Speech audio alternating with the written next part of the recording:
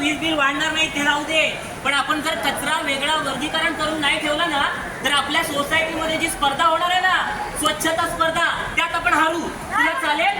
नाही नाही नाही नाही, हरायचं नाही, आपण जिंकायचं. मी आजपासूनच कचरा वेगवेगळा करून टाकत जाईल. चला चला वेगवेगळा करूया कचरा. आता हे बघ, मी कचरा वेगवेगळा केलाय आणि ही प्लास्टिकची पिशवी नाही वापरणार मी. आतापासून ती कापडी पिशवीच वापरणार. भाई तू ग्रेट आहेस. आणि माहित कसं आहे, कचऱ्याचं विल्हेवाट लावणं हे फक्त आपल्या नवी मुंबई महानगरपालिकेची जबाबदारी नाही, तर आपल्या सगळ्यांची जबाबदारी आहे. होय, मला कळलंय की हे फक्त कचऱ्याचं व्यवस्थापन नाही, तर उद्याच्या चांगल्या भविष्याची सुरुवात आहे. एक स्वच्छ शहर, एक स्वच्छ भारत. स्वच्छता हीच खरी सेवा. पर्यावरणाचं रक्षण हेच आपले कर्तव्य. वा वा वा वा वा वा वा, काय मस्त होती सगळी बातमी, सगळी माहिती मस्त होती.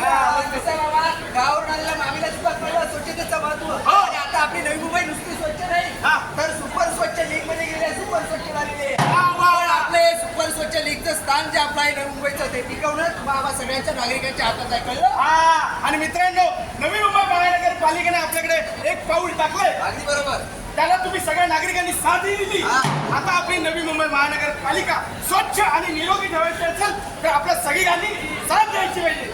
पण त्यासाठी काही गोष्टी गरजेच्या आहेत, त्या आपण लक्षात ठेवल्या पाहिजे. जसं की मी रस्त्यावर कुठेही थुंकणार नाही आणि कुणालाही थुंकू देणार नाही.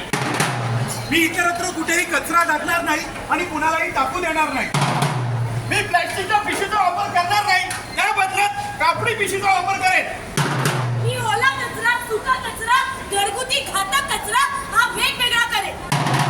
मी शौचासाठी शौचालयाचाच वापर करेन.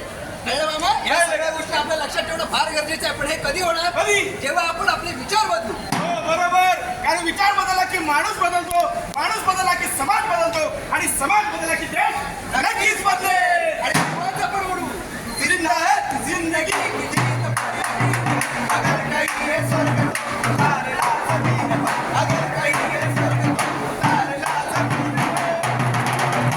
तुम्ही सगळ्यांनी आमचं पत्रकार अगदी शांतपणे पाहिलं, ऐकलं, त्याबद्दल तुम्हाला सगळ्या सुजाण नागरिकांचे मनापासून धन्यवाद. थँक्यू.